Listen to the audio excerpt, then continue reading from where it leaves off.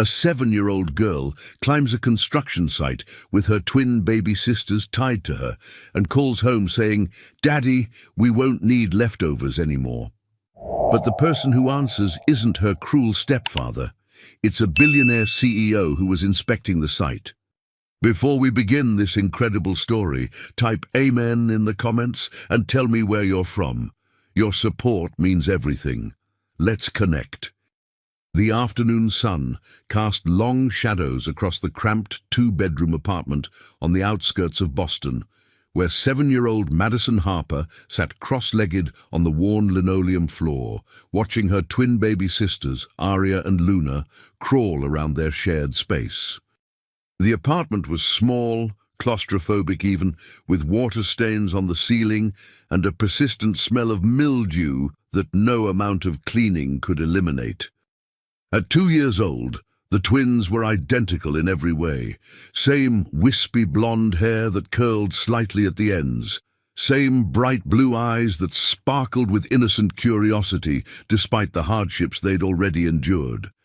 Same tendency to babble in their own secret twin language that Madison had learned to understand better than anyone else in the world, even their exhausted mother.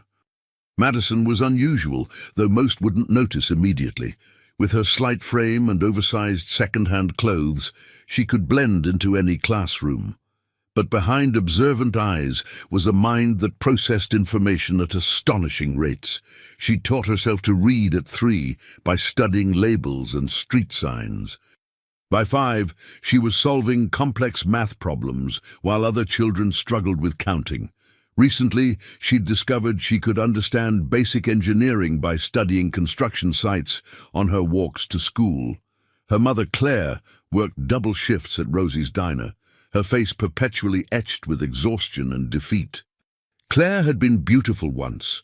Madison had seen photographs from before, when her mother's smile reached her eyes and her shoulders didn't carry the weight of the world. That was before Madison's biological father had disappeared when she was 2, before the mounting bills, before Raymond Tucker. Raymond had seemed like a solution when he first appeared 18 months ago. Steady warehouse job, his own apartment that didn't have broken windows, promises to help raise the 3 girls. But promises, Madison had learned, were just words adults used when they wanted something. Raymond wanted control, comfort, and the best of everything, especially food. The household rule was simple and cruel. Raymond ate first, ate the fresh food. Good meat, ripe fruit, warm bakery bread, all for Raymond. Claire and the girls got leftovers that sat in the refrigerator for days, bruised apples, stale bread. If there weren't enough leftovers, Raymond would shrug and suggest they appreciate what they had. Madison had stopped complaining months ago. Complaining made her mother cry, made Raymond's face turn that shade of red preceding lectures about ungrateful mouths and women who don't know their place. She'd learned to be strategic, to ensure Aria and Luna got the most nutritious scraps, but today was different. Today, Madison watched Raymond throw away half a roasted chicken while her sisters gnawed 3-day-old crackers. She watched him pour fresh milk down the sink because it was too close to expiration while she mixed powdered milk for the twins. She watched him discard fresh vegetables while her stomach growled with constant hunger. Something broke inside her. Not her spirit, that was too resilient. What broke was her willingness to accept this reality. She understood something many adults never grasped. Sometimes you had to create a crisis to force change. The idea had been forming for weeks, since discovering the abandoned construction site 4 blocks away. Taking the long way home from school, delaying her return to Raymond, she'd noticed the half-built structure. Construction had halted months ago due to financial disputes. The site was fenced, but Madison found a gap a small child could slip through. She'd explored carefully over several afternoons, cataloguing details. The steel framework rose 12 stories, a skeleton of a future tower. No walls, no windows, just exposed beams and concrete floors. Most importantly, an emergency stairwell winding through the center, Madison had climbed those stairs 3 times, each time going higher, testing courage and plan. On her last visit, she'd reached the 8th floor, stood looking over the city, feeling wind whip around exposed beams, and known this was where she'd make her stand. Her plan was precise, calculated with thinking that seemed impossible for 7, but came naturally to Madison. Take her sisters to the construction site, climb to the highest floor, call her mother's phone, the one Raymond always answered, monitoring every call. Say words that would finally make someone pay attention. "Daddy, we won't need leftovers anymore." Raymond wasn't their daddy. Madison didn't call him that, but she'd say it on the phone for impact, for drama. She wanted Raymond to feel that jolt of fear, realize his cruelty had consequences. She wanted him to rush there and see them, understand he'd pushed them so far. Madison wasn't actually going to jump. The thought was absurd. She had too much to accomplish, too many books to read, problems to solve. She would stand there until Raymond arrived, until he saw what his treatment had driven her to contemplate, then climb down safely and watch her mother finally find courage to leave him. It was theater. A performance designed to shock Raymond into revealing his true nature to neighbors, police, anyone who needed to see this man wasn't fit for their lives. Theater required props, and her most powerful prop was the twins. Aria and Luna were too young to understand, but their presence made the scene undeniable. A 7-year-old threatening harm might be dismissed as dramatic. A 7-year-old with 2 babies strapped to her body on a high construction site. That demanded action. The logistics were challenging, but not impossible. Madison had studied knot tying videos on the library computer. She'd practiced with bedsheets, creating slings that could safely hold toddler weight. She'd tested with her backpack full of books, checking knot integrity. She'd considered every variable. Twins' weight distribution, wind factor, climb time, positioning needed to keep everyone safe while looking dramatic. That evening, as Claire left for night shift and Raymond settled into his recliner with beer and chips, the good ones with real cheese powder Madison had only tasted once, she put her plan into motion. She waited until Raymond was engrossed in his action movie, then quietly, methodically gathered what she needed. 2 long scarves from the donation bag, the kind rich women discarded when they went out of style, her mother's old cell phone with cracked screen, water bottle, small packet of saved crackers. The twins were in their playpen, drowsy but not yet asleep. Madison approached them with a calm she didn't entirely feel, her heart racing but her hands steady. "Aria, Luna," she whispered in the soothing tone she'd perfected over months of being their primary caregiver, while her mother worked endless hours at the diner. "We're going on an adventure, a special adventure, just the 3 of us. But you have to be very, very quiet. Can you do that for Maddie? Can you be my brave, quiet girls?" The twins looked at her with those trusting blue eyes that never failed to make Madison's chest tighten with fierce, protective love. Luna made a soft, cooing sound, her chubby hand reaching toward Madison's face. Aria reached up her arms in that universal gesture of wanting to be held, her tiny fingers opening and closing. Madison's heart clenched painfully. For a moment, she questioned everything, her plan, her logic, her willingness to put these precious babies into even calculated danger. These babies were so small, so incredibly vulnerable, so dependent on her to keep them safe. What she was about to do was risky, even if she'd calculated every variable she could possibly think of. But then Raymond's voice from the living room. "That's what you get. Should have fought harder."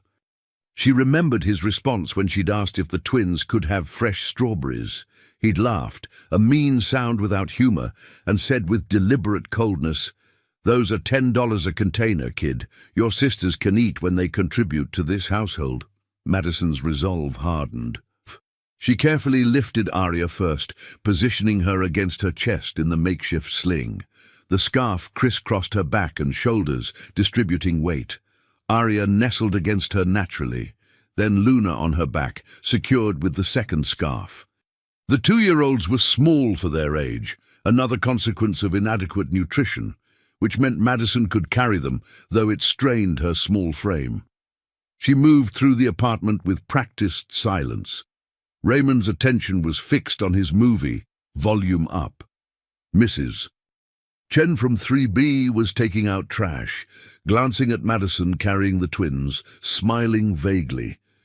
People saw what they expected to see. A child with babies in slings looked like a child helping with childcare, not executing a desperate plan.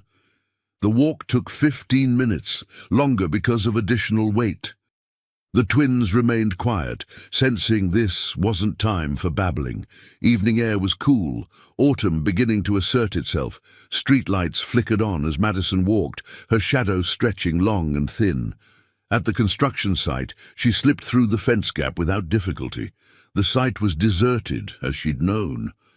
She'd timed this carefully, late enough that workers were gone, early enough that sun hadn't completely set. The emergency stairwell was exactly as remembered. Madison began to climb, one careful step at a time.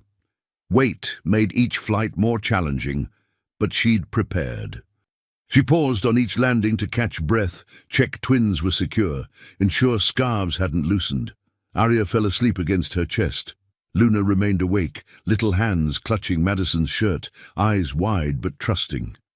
By the time Madison reached the 12th floor, 4 floors higher than she'd ever climbed before, pushing herself beyond anything she'd tested, her legs trembled violently with exhaustion, her breathing came in ragged gasps, and sweat soaked through her clothes despite the cool evening air. But the view was exactly what she'd hoped for. From this height, she could see the entire neighborhood spread below, their apartment building, with the broken 3rd-floor window, the diner where her mother worked with its neon sign flickering to life, cars moving like toys on the streets. People went about ordinary routines, unaware that above them a child was staging a revolution. Madison moved carefully to the edge. No railing here, nothing but empty space beyond concrete. Wind was stronger at this height, tugging at clothes and hair. She positioned herself visible but several feet back from actual edge, close enough to look dangerous, far enough to be safe. She pulled out the phone and dialed her mother's number. The phone rang once, twice. Madison's heart pounded so hard she felt it in her throat. This was it. The moment her carefully constructed plan would unfold. She imagined Raymond's face hearing her words, panic replacing his sneer. She imagined sirens, crowds gathering, witnesses who would remember. She imagined her mother finally finding strength to walk away. The phone clicked. Someone answered. Madison opened her mouth to deliver her line, but the voice wasn't Raymond's gravelly bark. It was smooth, cultured, completely unfamiliar. "Hello? Claire's phone? This is Lawrence Castellano. Is this an emergency?" Madison's prepared words died in her throat. Lawrence Castellano. Everyone in Boston knew that name. CEO of Castellano Industries, technology and real estate empire owning half the city's prominent buildings. Magazine covers, business news segments. A billionaire, philanthropist, a man in circles so far removed from Madison's world, they might as well be different planets. What was he doing answering her mother's phone? For the first time since conceiving her elaborate plan, Madison felt something close to genuine fear. Not fear of heights or physical danger. She'd calculated those risks meticulously. This was fear that she'd miscalculated something fundamental, that there was a critical variable she hadn't accounted for. Her entire plan had been built around Raymond answering that phone. Raymond hearing those words, Raymond's panicked response bringing him here where witnesses would finally see his true nature. But Lawrence Castellano changed everything.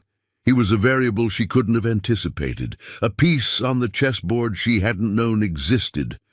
What was someone like him, a billionaire CEO whose face appeared on magazine covers and business television, doing with her mother's phone on a construction site at this exact moment? Had he somehow discovered what she was planning? Was this coincidence or something more sinister?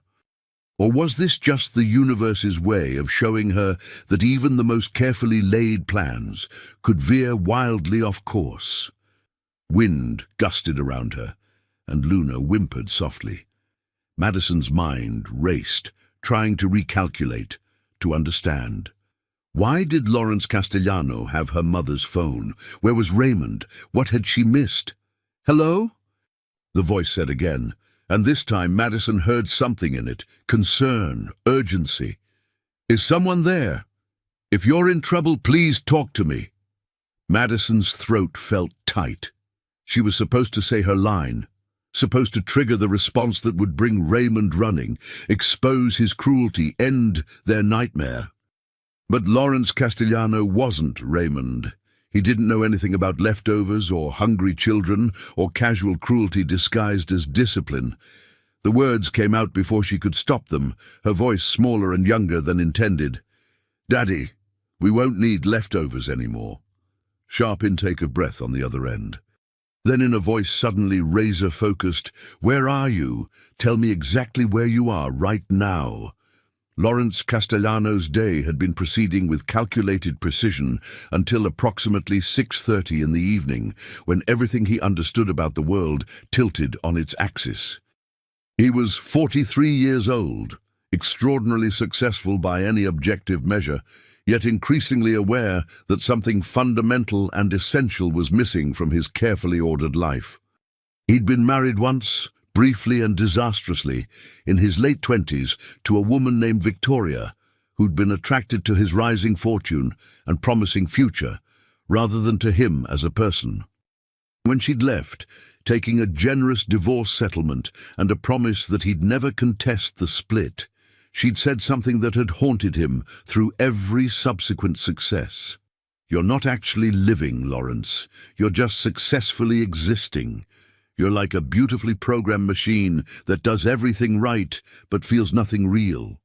The words had stung then, and they continued to sting now, especially in quiet moments when he stood alone in his penthouse, surrounded by every luxury money could buy, but utterly empty of anything that truly mattered. He'd built an empire, changed skylines, employed thousands, but he couldn't remember the last time he'd done something that made him feel genuinely alive rather than merely accomplished.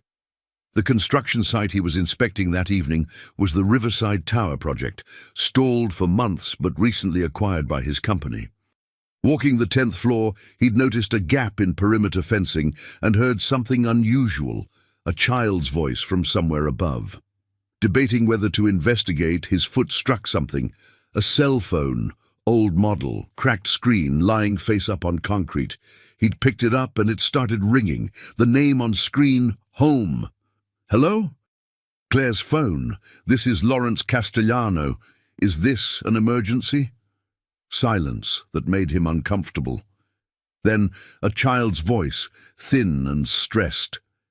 "Daddy, we won't need leftovers anymore." The tone made Lawrence's blood run cold.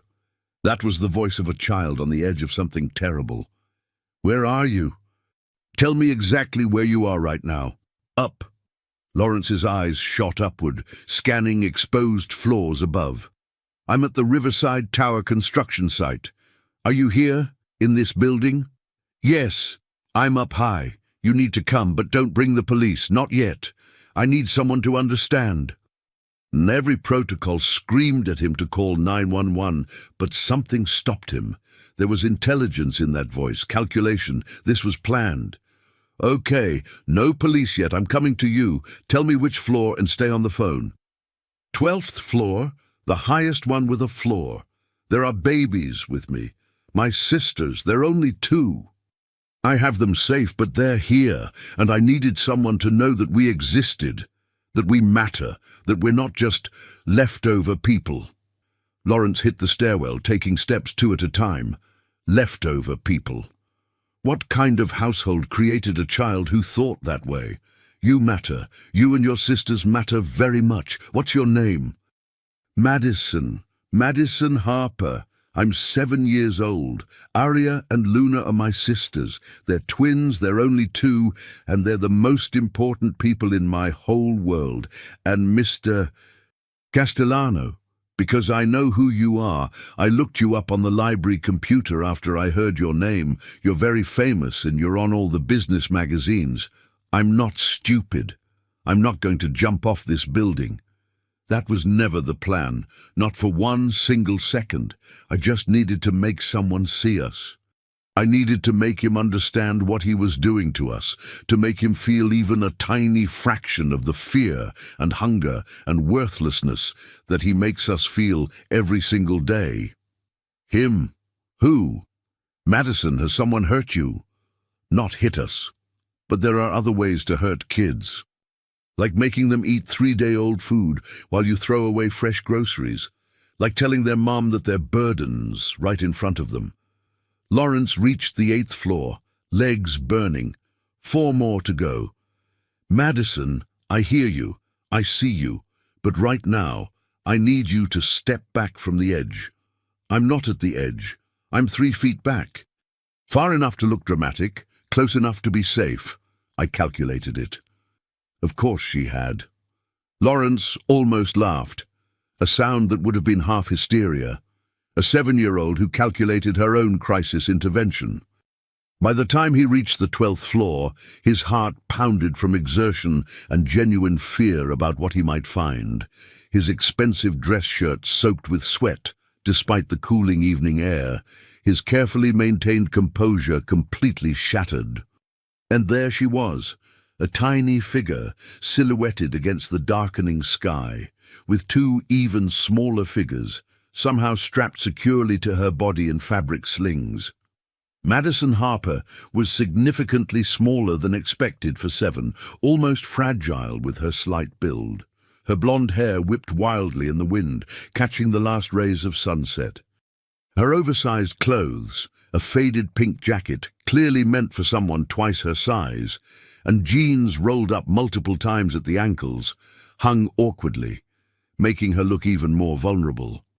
The toddlers were secured with designer scarves, expensive Hermes pieces that had probably cost hundreds of dollars new, repurposed with impressive knotwork as baby carriers, an incongruous detail that spoke volumes about the complexity of their circumstances. Madison, Lawrence said softly, keeping his distance. I'm here, I see you. All 3 of you. This ends tonight. Madison's face crumpled. I just wanted him to see. I just wanted someone to care that we're hungry all the time. I'm 7. I shouldn't have to be the only one trying to fix this. You're right, and you're not anymore. Lawrence took a slow step forward. Let me carry one of your sisters. You must be exhausted. Madison nodded, tears tracking down her cheeks. Lawrence carefully unknotted the scarf holding Luna and lifted the toddler. Luna looked at him with bright blue eyes, then touched his face as if confirming he was real. With Luna secure, he helped Madison sit. She was trembling. He pulled out his phone. Madison watched with sudden wariness. You said no police. I said not yet. But Madison, we do need to call someone. What you've described is neglect. It's abuse. People whose job it is to protect children need to know. But what if they take us away? What if foster care is worse? Lawrence looked at this remarkable child and made a life-altering decision. What if I promised you that I would personally ensure you and your sisters are placed somewhere safe? I have resources, significant resources, and I'm choosing to use them for you. Madison studied his face with unnerving intensity. Finally, she nodded. Okay. But my mom can't know I did this on purpose. She'll blame herself. Can you make it look like an accident? Lawrence looked into those 2 old eyes and nodded. I can do that. But you have to promise me you'll never do anything this dangerous again. I promise. He made several calls, first to security, then his attorney, finally to 911. He kept the story simple. He'd found 3 girls who'd wandered onto the property. Sirens began to wail in the distance. Are you going to adopt us? Madison asked suddenly, with the kind of blunt, direct honesty that only children possessed, cutting through social niceties and polite euphemisms to get straight to the heart of what she wanted to know. Lawrence blinked, completely caught off guard by the question. What, Madison, that's not... you're rich, really rich. You're single. The internet says you're Boston's most eligible bachelor, which I think means you're not married, and lots of women want to date you. You don't have any kids of your own. And you seem nice, in a serious business kind of way. Plus, you came running up 12 flights of stairs to save 3 kids you'd never met before. That seems like excellent dad material to me. So I'm asking, are you going to adopt us? Because if Raymond is gone, and I think he will be after tonight, and if my mom is working as much as she does just to keep us fed and housed, we're going to need help. Real help, not just social worker visits and government assistance forms. And you're here. You answered my call. You came running without even knowing who I was. That has to mean something, doesn't it? Lawrence found himself completely speechless, a rare occurrence for a man who'd negotiated billion-dollar deals and spoken at international business conferences. This 7-year-old child had just articulated a question that cut through every defense mechanism he'd built around his carefully controlled life, exposing the loneliness he'd been denying for years. "Let's start with getting you and your sisters somewhere safe and warm," he managed finally, his voice rougher than he intended, thick with emotions he hadn't allowed himself to feel in far too long. "And then we'll see what happens next. But Madison, I want you to know something important. What you've been through, what you're still going through, it ends tonight. Whether I adopt you or not, whether your mother stays with Raymond or leaves him, whether social services gets involved or not, your life is going to be different from this moment forward. I'm making you that promise right now, and I don't break my promises, ever. Do you understand me?" Madison nodded, leaning against him. The sirens grew louder. Lawrence's carefully controlled life had just become impossibly complicated. Yet as he sat there with wind picking up around them, he felt something he hadn't in years, the sense that he was exactly where he needed to be. The ambulance arrived with police and fire trucks. Lawrence carried the children down to the 8th floor, where paramedics checked them over.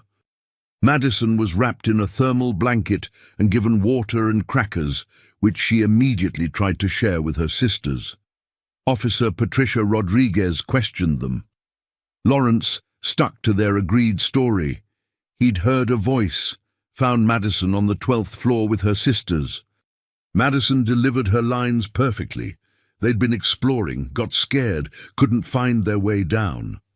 "We need to contact your parents," Rodriguez said. Madison gave her mother's number. Rodriguez called, spoke briefly, hung up looking concerned. "Your mother is on her way. She said your stepfather had her phone." Rodriguez turned to Madison. "Are you safe at home? Has anyone hurt you?"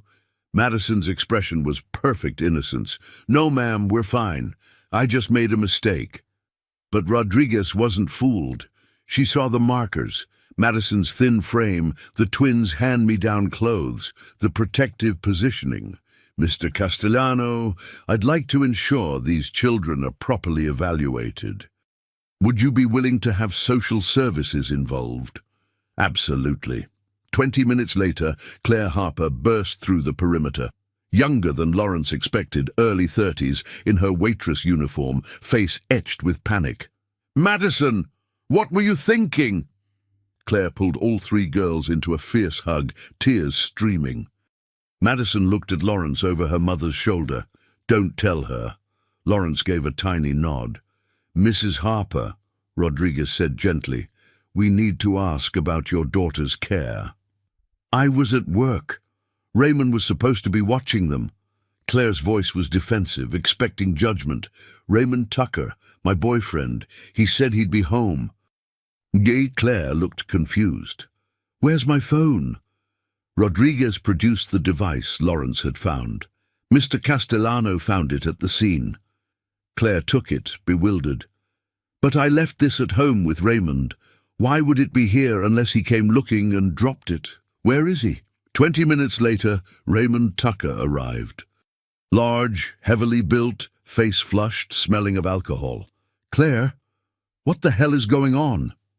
Our daughters were found on a construction site 12 floors up.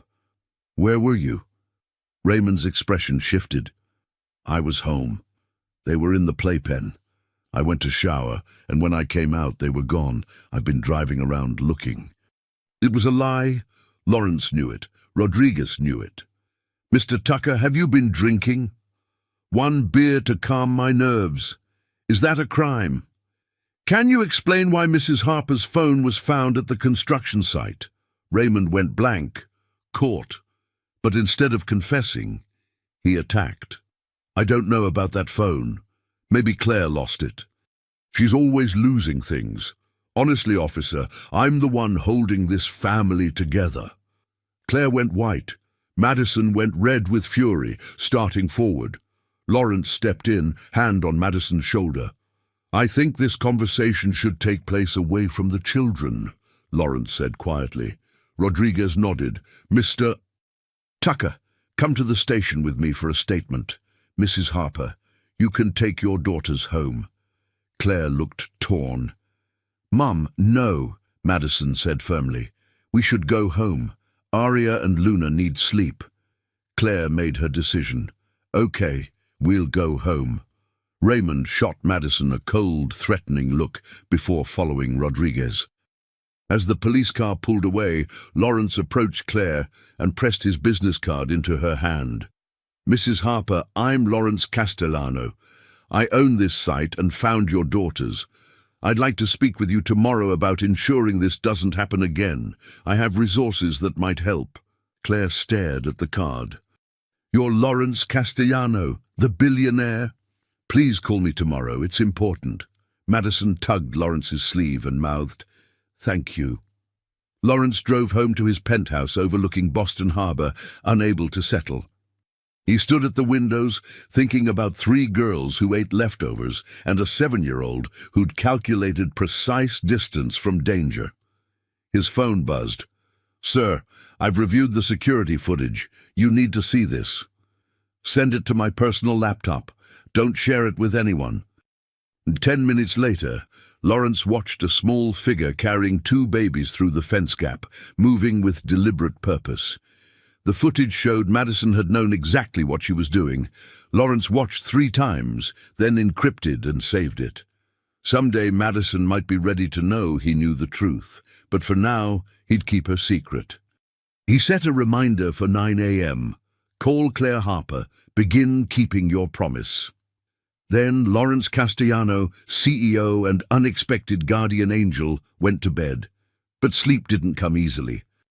He kept seeing Madison's eyes, too old, too determined, and wondering what kind of child had the courage to risk everything just to force someone to see that they mattered. Tomorrow, everything would change. Tomorrow, he would make sure of it. The morning after the construction site incident arrived with crisp autumn sunlight. Lawrence had barely slept, replaying the evening's events. At precisely 9 a.m., he called Claire Harper. Mrs. Harper, this is Lawrence Castellano. I wanted to follow up and see how you and your daughters are doing. There was a long pause. When Claire spoke, her voice trembled. Mr. Castellano, Raymond left this morning. Packed a bag and walked out. Said he couldn't deal with the drama, that he never signed up to raise someone else's kids. He told me I have until month's end to find somewhere else, since the apartment's in his name. Lawrence's jaw tightened. Mrs. Harper, I'd like to meet with you today. I have resources and options to discuss. Would you be available this afternoon? I work the lunch shift, but I could meet you at 3. There's Moretti's coffee shop on Camden Street. I'll be there. At Moretti's, Lawrence found Claire and Madison in a corner booth. The twins were with a neighbor. Thank you for meeting me, Lawrence said.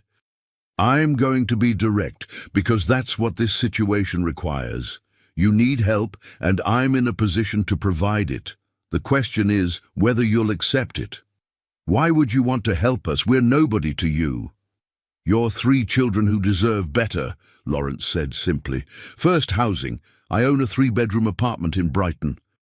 It's yours, rent-free for 6 months. Second, I want CPS to evaluate the girl's safety.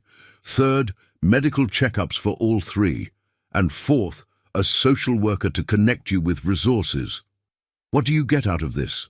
Claire asked suspiciously. The knowledge that 3 children are going to be okay. The chance to make a real difference. And honestly, the answer to whether I'm actually living my life or just existing through it. Madison took her mother's hand. Mum, we should say yes. Mr. Castellano kept his promise last night. I think we can trust him. Claire's tears fell. Yes, Mr. Castellano. Yes, we'll accept your help. Thank you. Over the next week, Lawrence orchestrated a rescue operation. The Brighton apartment was furnished and stocked with real food. Claire's belongings were moved by professionals. Social worker Janet Torres became their advocate. Medical checkups showed nutritional deficiency, but confirmed recovery was possible with proper care. Raymond signed away parental rights without hesitation, removing his toxic presence permanently. Lawrence found himself visiting frequently. He'd watch Madison read to her sisters, see Claire's shoulders lose their tension, play with the twins. Something warm expanded in his chest during these visits. 3 weeks later, Madison waited for him on the building's front steps. It was early November, just 2 days after her 8th birthday, a milestone celebrated with a real cake that she'd actually gotten to eat while it was still fresh, surrounded by people who genuinely cared about her.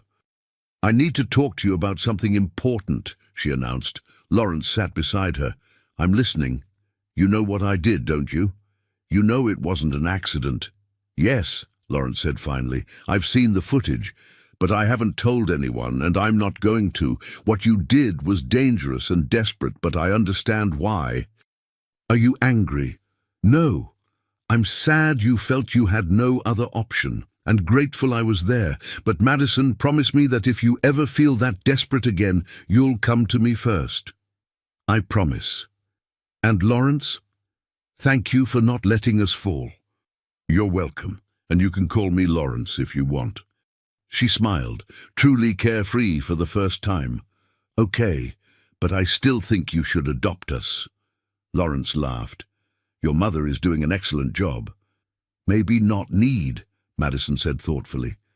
But maybe want. My mum likes you. She smiles different around you, and you like her too, and Aria and Luna already love you. Yesterday, Luna said, La la.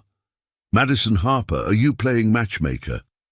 I'm 8 years old, and my IQ is probably higher than yours, Madison said matter-of-factly.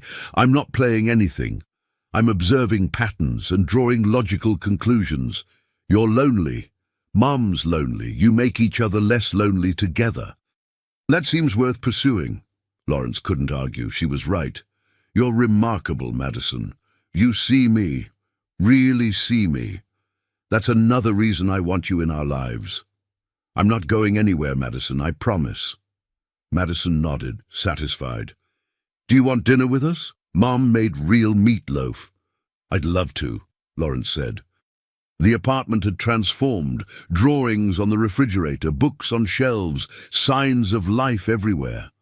Claire was cooking, the twins playing. Lawrence! Claire's face lit up. I didn't know you were coming. I invited him, Madison said. As they sat around the table, Lawrence realized this was living, not just existing. This was family. Madison caught his eye and gave him a knowing look. And maybe, Lawrence thought, being seen clearly by an 8-year-old genius was exactly what he needed. 3 months passed, and the transformation in the Harper household was remarkable.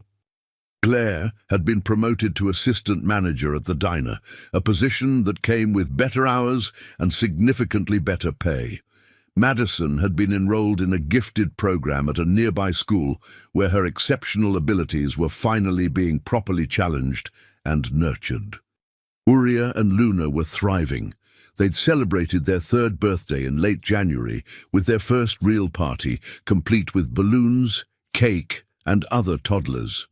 Their vocabulary was expanding daily, their energy boundless in the way that healthy, happy 3-year-olds should be. Lawrence had become hopelessly entangled with this family. One December morning, he arrived early with coffee and pastries from Claire's favorite bakery. He let himself in with the key she'd given him, a gesture that had felt monumentally significant. Claire sat at the kitchen table, surrounded by papers, her expression troubled. "Hey," she said, looking up as he entered. "You're early." "I brought breakfast," Lawrence said, setting down the bags. "What's wrong? You look worried." Claire gestured at the papers. "It's my lease. The 6-month rent-free period ends next month, and I need to figure out if I can afford to stay here. The monthly rent is reasonable for Boston, but even with my promotion, it would stretch my budget uncomfortably tight." "Don't sign that," Lawrence said immediately. Claire's face fell. "Oh, so you want us to move? That's okay, I understand. You've already done so much, and we can find something smaller, maybe farther out where rent is cheaper." "No," Lawrence interrupted. "That's not what I meant. Don't sign that because I'm going to have my property manager draw up a different agreement, one with a rent you can actually afford comfortably." "Lawrence, you've already given us 6 months free. I can't accept more charity." "It's not charity," Lawrence said, and then he took a breath, knowing he was about to step off a cliff. "Claire, can we talk? Really talk?" She looked at him with those tired but beautiful eyes. "Of course." Lawrence sat down across from her, choosing his words carefully. "These past 3 months have been the best months of my life. And I know that sounds dramatic, but it's absolutely true. Before I met you and your daughters, I was successful, but completely empty inside. I had everything money could buy, but nothing that actually mattered. And now I have this. Saturday morning coffee runs and dinner at a table with children who aren't even mine, but somehow feel like they are. I have Madison talking my ear off about advanced physics concepts. I have Luna calling me La La, and Arya trying to put clips in my hair. I have you making me laugh and teaching me that there's more to life than business deals and profit margins." Claire's eyes were wide, her coffee forgotten. "Lawrence, what are you saying?" "I'm saying that I'm in love with you," Lawrence said simply. "I'm in love with your strength and resilience and the way you fought so hard to give your daughters a better life. I'm in love with your laugh and your kindness and the way you sing when you cook. And I'm in love with your daughters, all 3 of them, in a way I never expected to love children.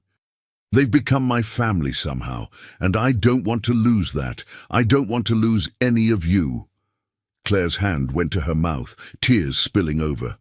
"Lawrence, I feel the same way, but it's so fast and I have so much baggage, and 3 kids is a lot to take on, and what if—" "I know exactly what I'm taking on," Lawrence said firmly. "I'm taking on a brilliant 8-year-old who's already planning our future. I'm taking on 2 3-year-olds who are exhausting and wonderful in equal measure. I'm taking on school plays and parent-teacher conferences, and the possibility that my business associates might judge me for choosing to be with a single mother instead of some society woman they'd approve of. And Claire, I'm choosing all of it, gladly, enthusiastically, because this, what we have here, is real in a way nothing else in my life has ever been." "Are you asking me to marry you?" Claire whispered. "Not yet," Lawrence said with a slight smile. "I think we should probably date officially first. Maybe get through at least 1 full year before we make it legal. But yes, Claire, eventually I want to marry you. I want to adopt your daughters if you'll let me. I want to build a life together, the kind of life where nobody ever has to choose between fresh food and paying rent, where brilliant children get every opportunity they deserve, where you never have to work yourself to exhaustion just to survive." Claire was openly crying now. "This doesn't feel real. Things like this don't happen to people like me." They do now, Lawrence said, reaching across the table to take her hands. They're happening right now. Say yes, Claire. Say yes to letting me be part of your family officially. Say yes to building something together. Yes, Claire said through her tears. Yes, absolutely yes. They were kissing across the kitchen table, laughing and crying simultaneously when Madison's voice cut through the moment. Finally!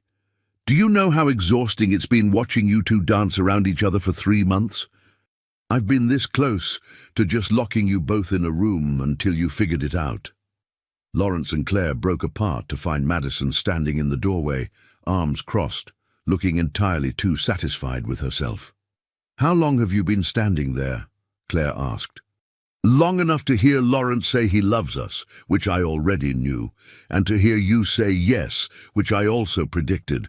I calculated the probability of this outcome at approximately 94% after the first month. Madison walked over and inserted herself between them at the table. So now that the adults have finally caught up to what I figured out in October, can we talk about logistics? Because if Lawrence is going to be our dad, and let's be honest, that's where this is heading, then we need to establish some ground rules and expectations. Lawrence laughed, genuinely delighted. Ground rules. Okay, Madison. What did you have in mind? First, I want your last name, Madison said seriously. Harper Castellano has a nice ring to it. Second, I want to visit your company headquarters and understand exactly what Castellano Industries does.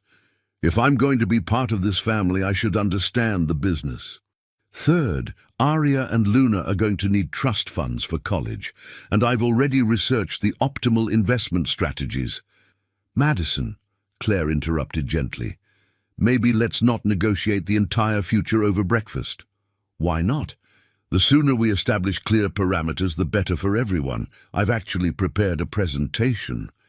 Madison produced a small notebook from seemingly nowhere. I have charts. Lawrence looked at Claire, saw the mixture of amusement and exasperation on her face, and felt his heart swell with love for this chaotic, brilliant, wonderful family. Let's see the charts, he said.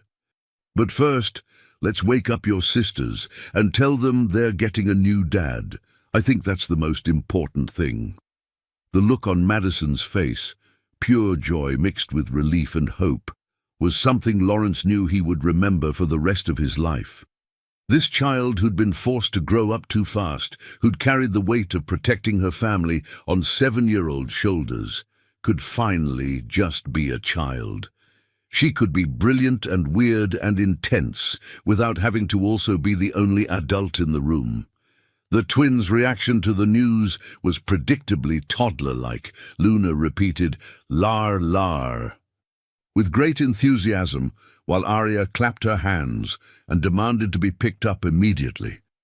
They didn't fully understand what was happening, but they understood that everyone was happy, and that was enough for them.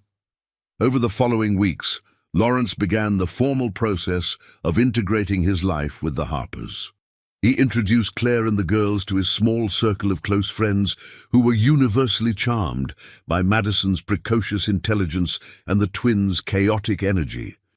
He started spending most nights at the Brighton apartment rather than his empty penthouse, finding that he slept better on Claire's modest couch than he ever had in his $1,000 mattress. The business community's reaction to Lawrence Castellano's relationship with a diner manager and her 3 children was mixed. Some saw it as a heartwarming human interest story. Others whispered about gold diggers and questioned his judgment. Lawrence discovered that he didn't care even slightly what they thought. For the first time in his adult life, he was making decisions based on what made him happy rather than what looked good on paper or maintained his carefully crafted image. The legal proceedings for adoption began in early spring. Lawrence hired the best family law attorney in Boston, determined to ensure that the process went as smoothly as possible. Raymond Tucker had already signed away his parental rights, which eliminated one potential complication. The remaining hurdle was demonstrating to the court that this arrangement was in the best interests of the children. The court-appointed evaluator, who came to assess the family situation, found 3 healthy, happy, thriving children and 2 adults, who were clearly devoted to each other and to the girl's well-being. Her report was glowing. Madison's exceptional academic progress was documented, as was the twins' healthy development.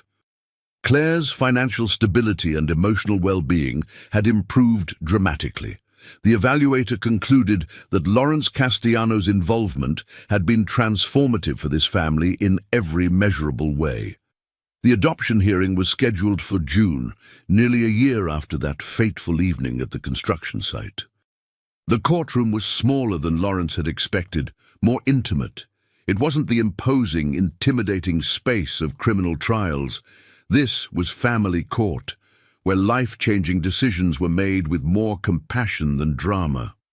Lawrence sat at the front table next to Claire, their hands intertwined. Behind them, Madison sat with Janet Torres, the social worker who'd been such a consistent source of support.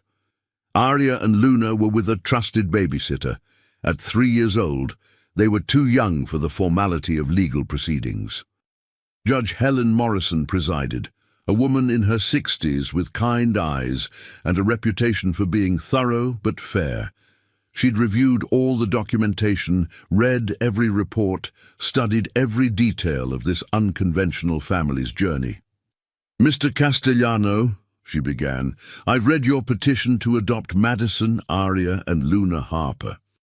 I've also read the extensive documentation provided by social services, the evaluator's report, and letters of support from teachers, medical professionals, and community members.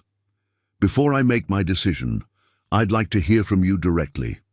Why do you want to adopt these children?" Lawrence stood, his usual boardroom confidence tempered by genuine emotion. "Your Honor, I want to adopt these children because they've already adopted me. A year ago, I had everything money could buy, but nothing that actually mattered. I was successful but empty. Then I met Madison in the most extraordinary circumstances. Circumstances that taught me that sometimes the universe puts you exactly where you need to be at exactly the right moment.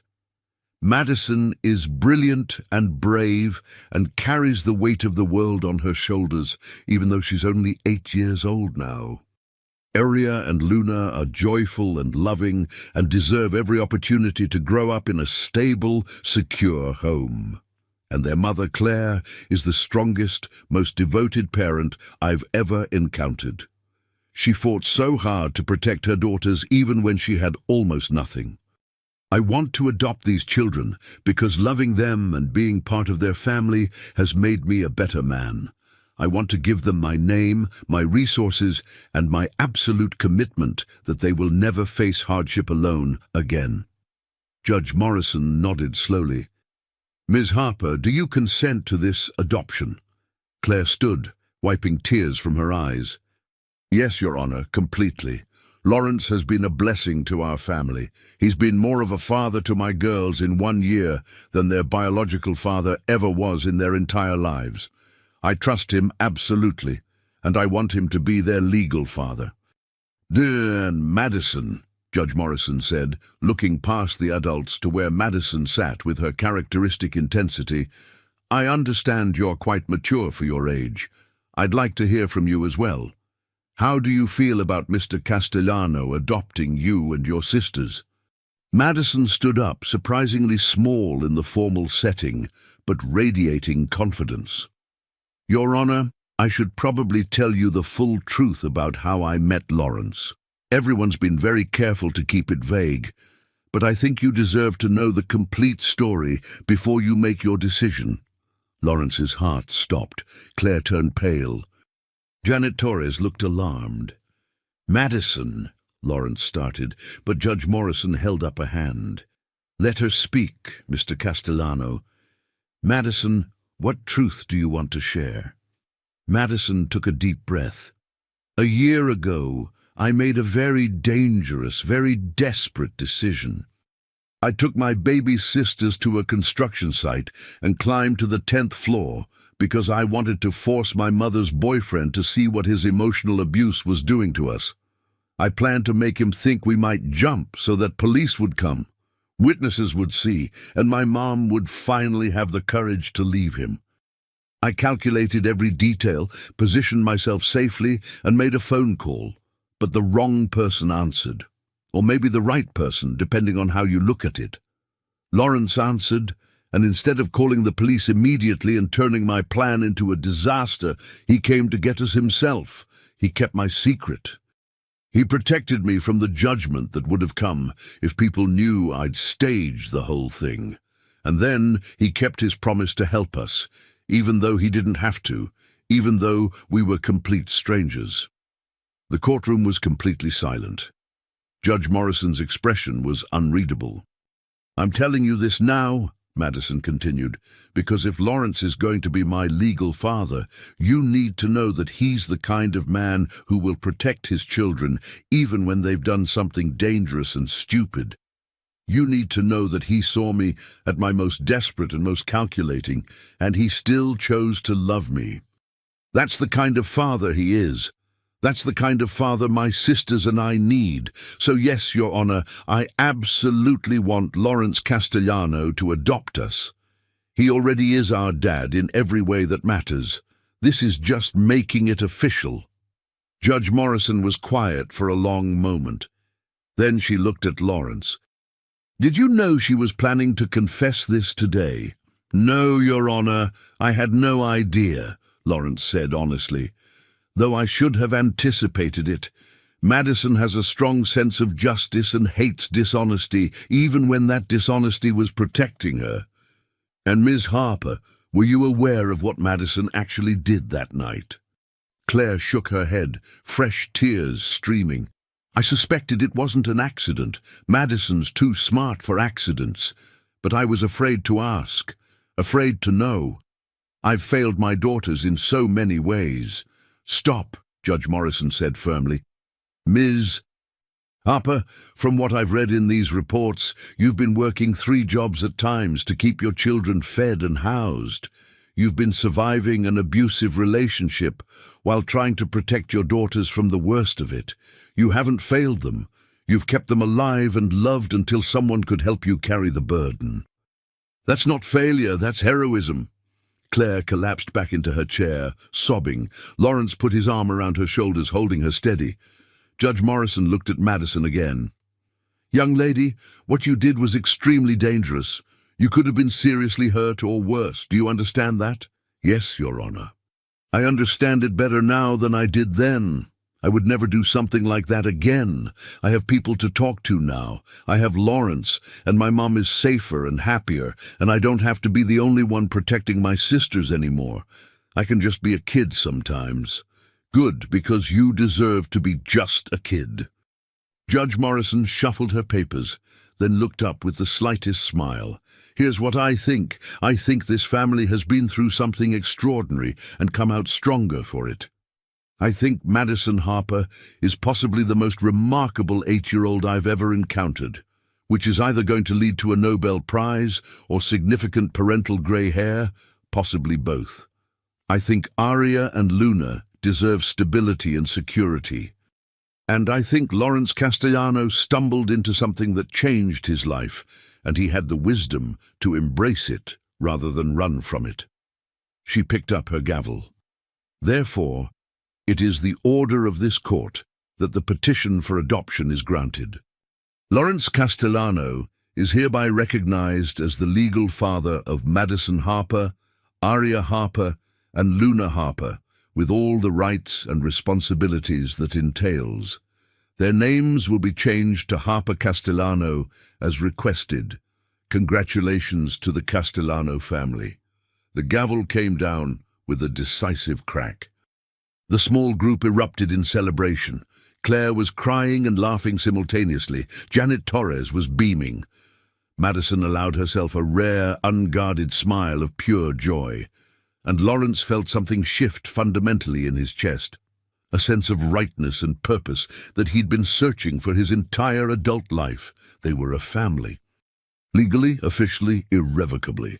The celebration continued at a restaurant Lawrence had rented out for the occasion. Friends and supporters filled the space.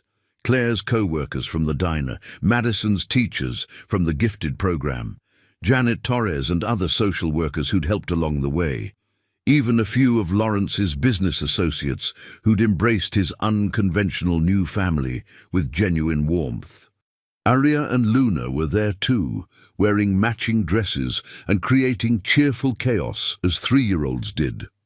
They didn't fully understand what had happened in the courtroom, but they understood that everyone was happy and that they were the center of attention, which was perfectly satisfactory to them. Lawrence found a quiet moment with Madison near the end of the evening. "That was quite a revelation in court today.